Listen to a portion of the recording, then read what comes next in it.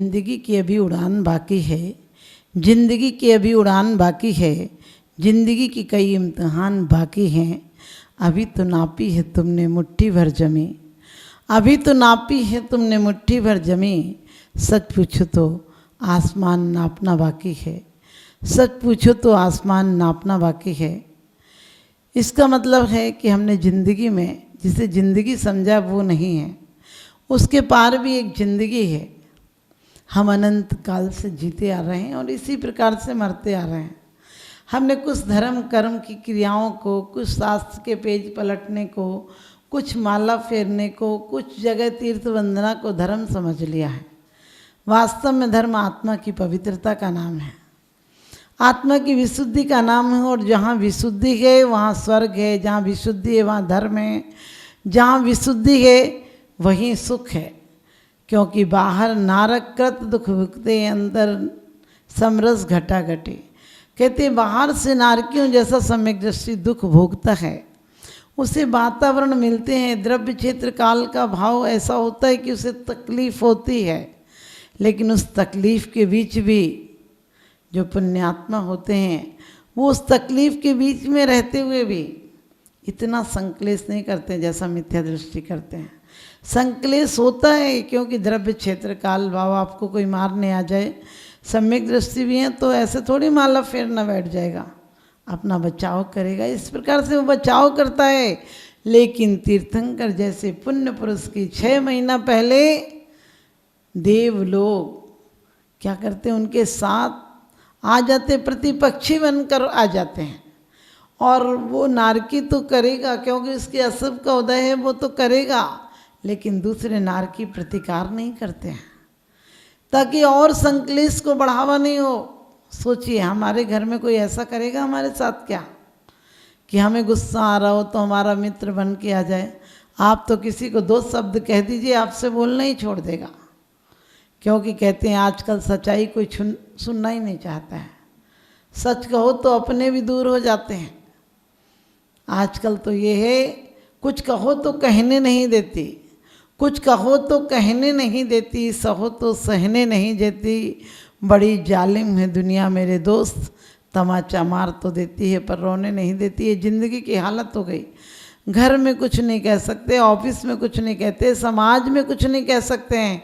पहले कोई भी बड़े लोग जो कह देते थे सबको शर्म आते था, क्योंकि बड़े बुजुर्ग भी नीति न्याय से काम करते थे, पक्षपात नहीं रखते थे, कोई भेदभाव नहीं रखते थे। न्याय सबके लिए एक था, चाहे दूसरों के लिए हो चाहे अपनों के लिए हो। और इसी प्रकार से आचार्य कहते हैं हमने अधिकांश समय त्रियंचों में गंवाया और ऐसा ऐसा समय गंवाया कि एक श्वास में 18 बार जन्म मरण किया है। सोचिए एक बार जन्म मरण की इतनी असह्य वेदना, हम सिर्फ ये वेदनाएं शब्द से कहते हैं। किसी दिन एहसास हो जाए जरा सी वेदना का तो हमारे कदम तुरंत मुड़ जाएंगे। जठे दिट्ठी बठे पिट्ठी, यही मोक्ष की चिट्ठी।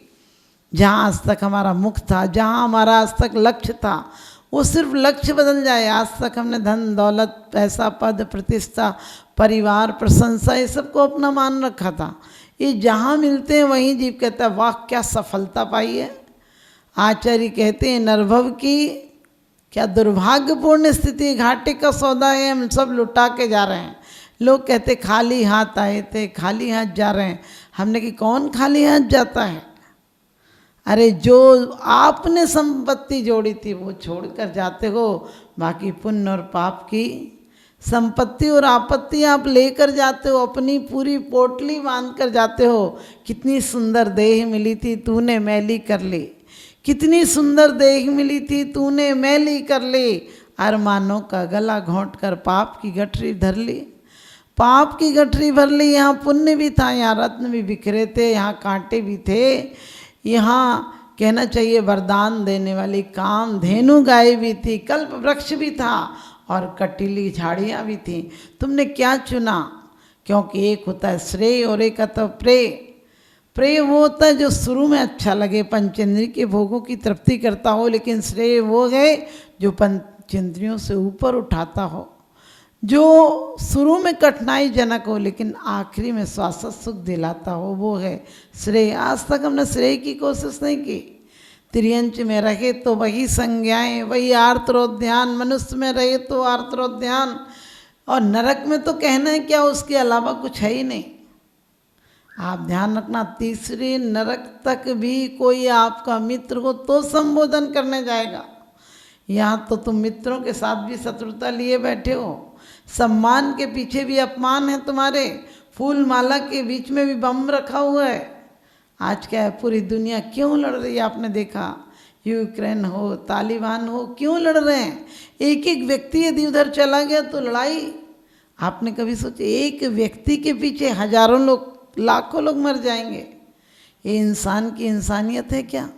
हमेशा से, आज से नहीं, राजा लोग भी क्या करते, एक स्त्री के लिए, एक हाथी के लिए, एक नर्तंगनांग के लिए, घोड़े के लिए लड़ लड़ के मर जाते थे, हजारों घोड़ों को मौत के घाट उतार देते थे। शुरू से ये संज्ञाएं रही हैं, शुरू से आसक्ति रही है। कोई आज लोग कहते दुनिया बदल गई, मैंने कहा शराब वही है, सिर्फ बोतलें बदल गई, लेवल बदल गए। पहले धन राज्यों के लिए लड़ते थे, अब सत्ता के लिए लड़ते हैं। सोचो, सत्ता के लोगों पर नज़र डालो तो लगता है क्या हित करेंगे, एक दूसरे पर आक्षेप विक्षेपनी कथा के अलावा कुछ नहीं करते हैं। एक दूसरे के काले पर्चे खोलने के अलावा कोई सफ़ेद काम नहीं करते हैं। जितने दिन रहते हैं बेईमानी घूसखोरी से, जब करोड़ों रुपया चुनाव में खर्च करेंगे तो ईमानदारी कहाँ से लाएंगे, वो करोड़ों की पूर्ति भी तो करेंगे। जब एक डॉक्टर, जब लाखों करोड़ों रुपए में डॉक्टर बनेगा तो वो क्या किसी के प्राणों की कदर करेगा, वो तो सिर्फ धन लाभ की तरफ उसकी नज़र रहेगी। लेकिन आचार्य हमारी कहते हैं बहुत परिग्रह से मरोगे तो नरक जाओगे। और ऐसे भी कहा है तिर्यंच की, लोग कहते कुत्ते की मौत मरेगा, सुअर जैसा मरेगा। आपने सोचा सुअर को कितनी तड़फ के साथ मरना पड़ता है, जल कर मरना पड़ता है, जीते जी जलना पड़ता है। कुत्ता तो अधिकांश कीड़े पड़ जाएंगे, चल नहीं पाएगा, कुछ ना कुछ ऐसा हो जाता है। लेकिन आज तो आदमी भी वैसा ही मर रहा है। और जो भी संक्लेश से मरेगा वो कहाँ जाएगा? संक्लेश से जीने वाला, संक्लेश से मरने वाला, संक्लेश से जी रहा है तो भी नरक में जी रहा है।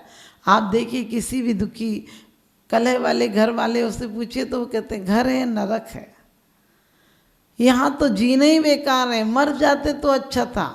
अरे मर नहीं जाओ, अपने ख्याल बदलो। यदि आपके घर में खराब परिस्थितियाँ भी हैं तो आप ध्यान रखो किसके साथ खराब नहीं थी, गलत फहमी और आकांक्षाएं किसके साथ नहीं थी। गलत फहमी के कारण राजा सैनिक एक दिन चेलना के महल में आग लगाने का आदेश दे देते हैं। सिर्फ गलत फहमी तो थी, उसका कितना शुभ विचार चल रहा था। सर्दी के दिन में हाथ बाहर निकल गया रजाई से तो वो कहती है उनका क्या होता होगा, यानी उन मुनिराजों का ख्याल आ रहा है।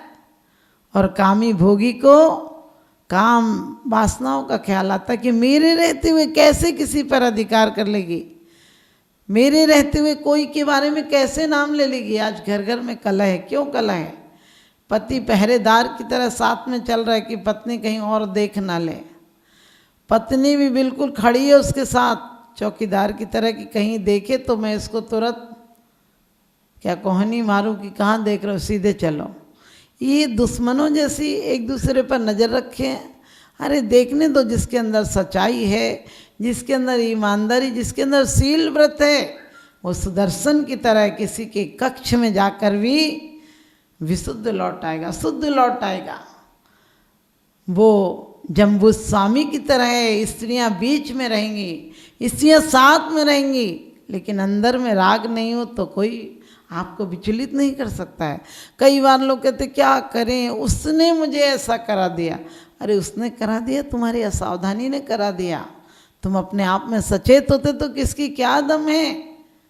आपको तो जम्बू स्वामी की तो पत्नियां भी उनको परिवर्तित नहीं कर पाई, और यहाँ तो दूसरे की पत्नी भी तुम्हें परिवर्तित कर देती है। आज हम बचपन से लेकर जितनी शिक्षा बच्चों को दे रहे हैं वो सब हिंसा आदि की दे रहे हैं। आप बताइए खिलौने क्या लेकर देते हैं? आप बंदूक लेकर देते हैं।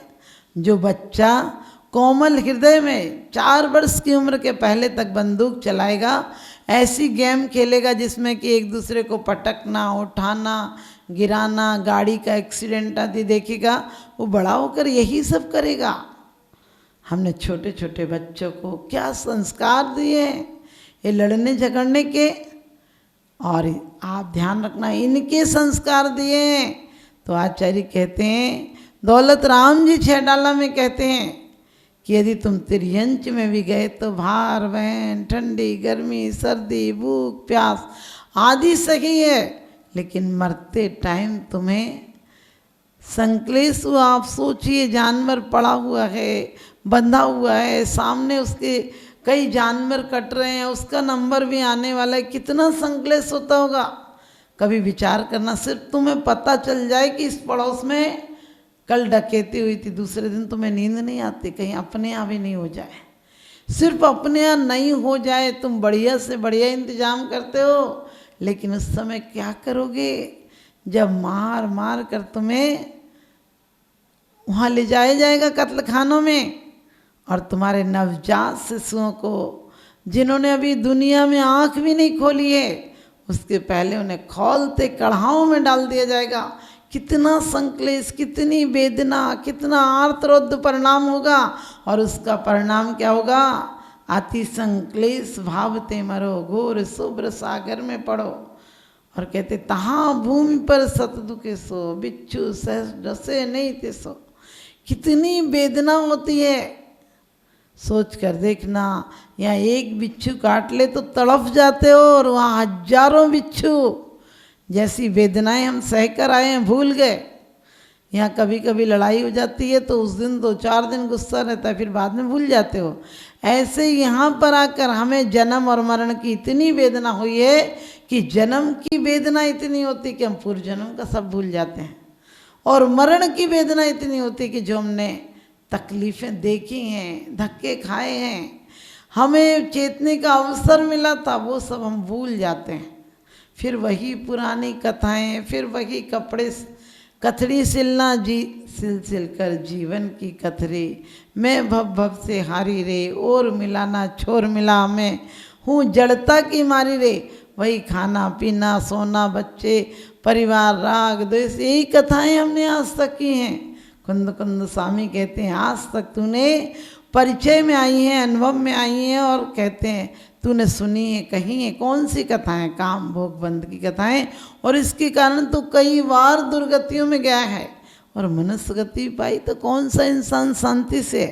आज किसी से पूछो कि आप मज़े में हो, आपसे तुरंत तो कहेगा मज़े में है, लेकिन उसके जरा से पेज पलटो, 5-10 मिनट बैठ जाओ, उसके बाद उसके दुखों के चिट्ठे खुलने लगेंगे। ये कमी है, ये दुख है, ये दुख है। अरे काहे का दुख है? हमें 5 इंद्रियां भोगों के लिए नहीं मिली हैं, 5 इंद्रियां में संयम के द्वारा अपना मार्ग प्रशस्त करने के लिए मिली हैं। तो कहते हैं वहाँ हमने कैसे कैसे दुख भोगते हैं, सोच कर देखना। भूमि का स्पर्श करते क्या जैसे छलांग लगाकर करंट लगता है तो हाथ पीछे गिरता है, ऐसे वहाँ कम से कम कई किलोमीटर तक उछाले भरता है आदमी तकलीफ से। एक बार नहीं, 7-7 बार गिरकर उछलता है। पहले नरक में भी सोचो। और आज हर आदमी नरक बनाए बैठा है। जिसने इस जिंदगी को नरक बनाया वो मर कर भी नरक जाएगा, उसे स्वर्ग नहीं मिल सकता है। क्योंकि हमने यहाँ भी तो लोगों को वेदनाएं दी, अपने अहंकार के लिए कई लोगों को मौत के घाट उतारा, अपने स्वार्थ के लिए। किसी का बुरा होता हो तो हमें क्या दुख भी नहीं होता है, सिर्फ हम रोज़ आलोचना पाठ पढ़ लेते हैं और खुश हो जाते हैं। अरे आलोचना पाठ क्या है? तुमने जो किया है उसका दुख है, लेकिन दुख भी होता तो दोबारा करते हो क्या? तुम्हारे कोई 5 रुपये ले जाए तो तुम उसके बाद इतनी सावधानी रखते हो कि कोई 50 पैसा भी नहीं ले जा सकता है। लेकिन तुमने ज़िंदगी में क्या सावधानी की? रोज़ आलोचना पाठ में मैंने ऐसा किया, मैं ऐसा किया, मैं दुष्ट हूँ, पापी हूँ, सब बोल लेते, दोबारा वही काम चालू कर देते हो और रबड़ का और काम करते। मैंने तो आलोचना पाठ पढ़ लिया, अब तो पूरा काम हो गया। अरे पूरा काम हो गया? जब तक आत्म परिवर्तन नहीं आएगा पूरा काम कहाँ से होगा? क्योंकि ऐसे हमने कई बार जन्म पाए हैं कि तहाँ कैसी भूमि है, कैसी नदी है। यहाँ तो जरा सी गर्मी लगती है, आप बहुत धूप में, जेठ मास की धूप में निकलें तो क्या कहते, भैया चक्कर आने लगे, आप कहीं बैठ लो, अब नहीं चला जाएगा, शाम होगी तब चलेंगे। रात को लू चलती है तो आकर एसी में बैठ जाते हो, लेकिन वहाँ कौन सी एसी मिलेगी? वहाँ गर्मी भी इतनी गर्मी नहीं है कि 50 तक टेम्परेचर हो। वहाँ कितनी गर्मी है। यहाँ सच पूछो 2500 उस पर तो लोहा पिघल जाता है, लेकिन वहाँ तो कहते हैं लोहा पिघल नहीं जाए, सुमेरु पर्वत जितना लोहा गर्मी से पानी की तरह बह जाए, इतनी गर्मी किसने? हमने सही है। यहाँ जो बहुत सुविधाओं में रहे हैं उन्हें ऐसी तकलीफ़ें मिलेंगी, सोचो कितना बुरा हाल होगा। कितने आंसू बहाओगे, खून के रोगे कि एक बार भगवान गलती अब नहीं करूँगा, लेकिन यहाँ पर आकर वही हालत करते हो। तो आचार्य कहते हैं, दौलत राम जी कहते हैं छैडाला में कि वहाँ तहाँ राध श्रोणित वाहिनी क्रम कुल कलित देह दाहिनी। वहाँ कौन सी विक्रिया है, कैसे बन जाता है? लोग कहते क्रमी आदि कौन सी इंद्रिय जीव है? आपको 2 इंद्रिय बोलते, वहाँ पर माता जी ये सब जीव भी हैं। मैंने कहा विक्रिया से बन जाते हैं, फर्श से कढ़ाई जो कुछ भी बनना हो, जीव जंतु सब बन जाते हैं। और यहाँ तो ठीक है, कुछ एक तो कहते हैं घर में खुद ही दुख और सामने वाले लड़ाने आ जाएं, वहाँ तो लड़ाने और आ जाते हैं। यहाँ ज़्यादा मोह मत करना। माँ को देखा होगा प्यार से बच्चे को दूध पिलाती है, और कभी कभी बच्चा दूध निकाल देता तो चम्मच से वापस अंदर करती है। नरक में चले जाओगे तो कुअवधि रहेगी यदि सम्यक दर्शन नहीं है तो। और वैसे भी वहाँ का वातावरण तो ऐसा है, और ऊपर से असुर कुमार जाति के देव तुम्हारे यहाँ और आएंगे लड़ाने के लिए। आपको पता वो क्या कहेंगे? ये वही औरत है जो तेरे मुंह में लोहे की चीज ठूसती थी। माँ यहाँ काजल लगाएगी कि बच्चे की आँख सुंदर हो जाए, दृष्टि दोष ना हो। वहाँ पहुँचोगे, माँ और बेटे दोनों पहुँचोगे तो वहाँ ख्याल आएगा ये वही औरत है जो मेरी आँखों में उंगली डालती थी। यहाँ माँ तेल लगा रही है, यहाँ थपकियाँ दे रही है, वहाँ ये ख्याल नहीं आएगा कि इस माँ ने मुझे मजबूत करने के लिए थपकियाँ दी थी, तेल लगाया था। वहाँ तो यही आएगा कि ये मुझे मारती थी, ये मुझे सताती थी, ये मुझे दबाती थी। सोचो क्या कर लोगे वहाँ पर। इसलिए एक दुख नहीं है, वहाँ तो गर्मी पड़ती है तो आप क्या करते हैं? नदी में जाते हैं। लेकिन कैसी नदी है? ये आपके घाव में थोड़ी सी पीड़ा हो जाए तो आप क्या करते? तुरंत मलहम पट्टी लगा लेते हो। लेकिन वहाँ कोई पट्टी नहीं मिलेगी, वहाँ तो नदी खून पीप की है, दुर्गंध युक्त नदी है, और ऐसी है जैसे तेजाब डाल दियो किसी ने। सोचो वहाँ जाओगे तो वहाँ चैन नहीं है, और कृमि और खा लेंगे, कीड़े और खाएंगे, साथ में बदबू जलन के साथ कीड़े खाएंगे। और कीड़े खाने के बाद यदि वहाँ से निकलोगे और चाहो कि किसी वृक्ष के नीचे, यहाँ तो घूमने चले जाते हो, यहाँ तो बढ़िया से बढ़िया विदेशों में घूमने जाते हो, वहाँ कहाँ घूमने जाओगे? यहाँ अपने शौक के कारण कितने लोगों को, कितने जीवों को मौत के घाट उतार देते हो, तड़प तड़प कर मरते हैं। तुम मुस्कुराते हो, तुम समुद्र आदि के किनारे जाते हो। लोग आजकल ऐसे ऐसे सिस्टम बन गए, मछलियों को टांग देते हैं, मगरमच्छ उन्हें खाने के लिए आते हैं, लोग हंसते हैं। ये सब करने वाले, कराने वाले और अनुमोदना करने वाले, तुम ऐसी मैच भी मत देख लेना, तुम रावण दहन मत देख लेना। आने वाले तीर्थंकर का तुम यदि दहन देखकर पाप कमाओगे तो तुम्हें दुर्गतियों में जाना पड़ेगा। ऐसे महापुरुष जिनके हम आज भी भविष्य के तीर्थंकरों की पूजा कर रहे हैं, तुम उनका दहन देखकर हंसी मजाक कर रहे हो। बोले रावण दहन देखने गए थे। अरे अंदर के रावण का दहन करो। वो रावण तो प्रतिज्ञाबद्ध था कि जो नियम ले लिया था तो तोड़ा नहीं था, पर स्त्री को लाया था, लेकिन उसे कोशिश नहीं की गलत काम करने की। लेकिन आज तो अंदर भी रावण बैठा हुआ है, महारावण बैठा हुआ है। घर घर लंका, घर घर रावण, इनमें राम कहाँ से लाए हैं? घर घर कंस पैदा हो गए। अब घनश्याम कहाँ से आए? अब घनश्याम कहाँ से आए? ये दुनिया में हकीकत है। आज दुनिया यदि अहिंसा धर्म को पालने लगे, यदि आज दुनिया के अंदर दया धर्म आ जाए, दुनिया दूसरों को दुखों को अपने जैसा समझने लगे, तो आज दुनिया की 70% बीमारियां कम हो जाएंगी। क्योंकि पर्यावरण के संतुलन के लिए सभी प्रजातियां, सभी जातियां, जीव जंतु की रहना बहुत अनिवार्य है। इसलिए आप खुद भी जिए, क्योंकि कहते हैं खुश रहना यही जीवन की कला है। खुश रहना यही जीवन की कला है। सबको खुशी रहना, खुशी रखना यही तुम्हारा भला है। और जियो और जीने दो, यही सबसे बड़ी कला है। जियो और जीने दो, यही सबसे बड़ी कला है। लोग कहते हैं धर्म हम क्या करें माता जी। मैंने कि धर्म के लिए कुछ मत करो, जो तुम्हें अच्छा नहीं लगता है वो किसी के साथ व्यवहार मत करो। यहाँ रहकर स्वर्ग में जियो, यहाँ रहकर इतना अच्छा वातावरण रखो कि तुम्हारे मरने के बाद लोग रोएं, तुम्हारे जीते जी नहीं रोएं कि बड़ा बुरा आदमी था, बड़ा दुख देता था। ऐसा कहें कि वो कितने अच्छे थे, उनके बिना जीना दुश्वार है। तो तुम्हारा जीवन सार्थक हो जाएगा। भोगों के लिए नहीं, योगों के लिए जियो। दूसरों के साथ अपना भला भी चाहो। अपनी आत्मा को उत्थान की तरफ ले जाओ, अपनी आत्मा को स्वर्ग की तरफ ले जाओ, जीवन में स्वर्ग बनाओ। किसी की 100 बरस की ज़िंदगी से कुछ नहीं होता, किसी की 100 बरस की ज़िंदगी से कुछ नहीं होता। किसी की 2 बरस की ज़िंदगी 100 काम करती है। कहते हैं जब तक सांस नहीं थक जाए तुम अपना इतिहास बना लो, जब तक आस नहीं थक जाए तुम अपना विश्वास जमा लो। किसे पता है, किसे पता है कफन हमारी आकर के मिट्टी ढक जाए। जब तक सांस नहीं रुक जाए प्रभु के प्रति कुछ प्यास जगा लो, प्रभु के प्रति विश्वास जगा लो और प्रभु के पास जाने का इंतजाम करो।